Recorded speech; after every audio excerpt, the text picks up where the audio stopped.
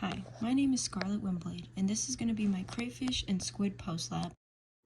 To begin, I would like to point out that both the squid and the crayfish are bilaterally symmetrical, and we know this because of the pictures on the right. You can see a line drawn down the middle, and on both sides of the line, both the crayfish and the squid are symmetrical.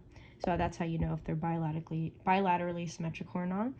And as for the body plans, the squid body plan consists of two parts, which is the head, which is like the majority of the body, and its foot, which are its tentacles.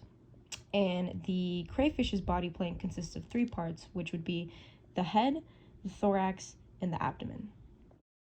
Continuing on to the digestive systems, it's important to note that the crayfish and squid both have complete digestive systems. For ingestion, the crayfish utilizes its mandibles, maxillipeds, mouth, and esophagus for ingestion. The squid also uses its mouth and esophagus, but it also must use its beak and radula to further break down food. As for digestion, the crayfish, once it passes through the esophagus, it is then passed into the cardiac stomach and then into the pyloric stomach. Mechanical digestion takes place in the cardiac stomach in the gastric mill. For the pyloric stomach, food runs through the intestine and is then excreted through the anus. Similarly, for the squid, digestion takes place in the cecum, which is where mechanical digestion takes place, into the stomach, is passed into the intestine, to the rectum, and then excreted through the anus as well. And as for absorption, the crayfish utilizes its pyloric stomach as a way of absorbing nutrients, while the squid uses its intestines and cecum walls to absorb nutrients. Moving on to the circulatory and respiratory systems, we will begin with the crayfish.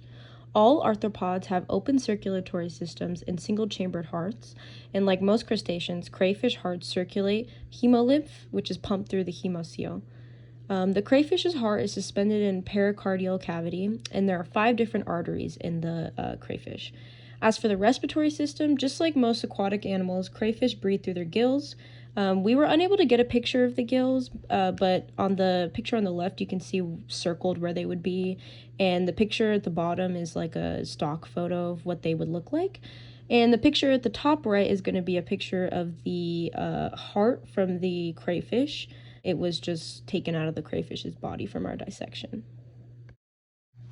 As for the squid's circulatory system, unlike the crayfish, a squid has a closed circulatory system, and because a squid is a cephalopod, instead of producing hemoglobin, they produce a protein called hemocyanide. The closed system of the squid consists of the systemic heart and the brachial hearts, where deoxygenated blood is pumped out of the systemic heart into the arteries and into the gills. As for the respiratory system of the squid's respiratory system has adapted to accommodate the high metabolism that is due to the squid's highly active lifestyle. Like the crayfish, squid also utilize gills to gain oxygen. Blood is oxygenated in the gills, transported back up into the squid's brachial hearts. Lastly, moving on to the reproductive system of the crayfish and the squid, beginning with fertilization, the crayfish we dissected was male, so we were able to see its testes, but crayfish will either have testes or ovaries behind their heart. Male crayfish will use their copulatory swimmerets to deliver sperm into the female seminal receptacle. Fertilization of the eggs usually occurs in spring for crayfish, but as for the squid, we had a female with no eggs. Squid fertilization usually occurs within the female squid when the male uses his hectocotylized arm to take hold of the spermatophore being released by the male's penis, which is then transferred into the female's sperm receptacle. Sperm is then released into the awaiting eggs inside the female once the cap is removed internally, and this is when the female eggs are fertilized. As for gestation periods for these animals, for the crayfish, the eggs are laid in spring and are then attached to the female's abdomen. These eggs are protected and aerated by the female until they hatch into larvae and are mature enough to survive on their own. As for the squid, eggs are stored internally in the female's mantle cavity and are coated in a protective gel.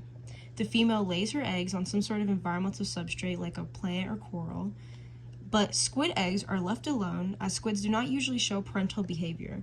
Because of the eggs' vulnerability, squids will usually lay hundreds of eggs to make sure some will survive. As for the picture on the left, we were unable to get a picture of the crayfish's testes as it was pretty cut up.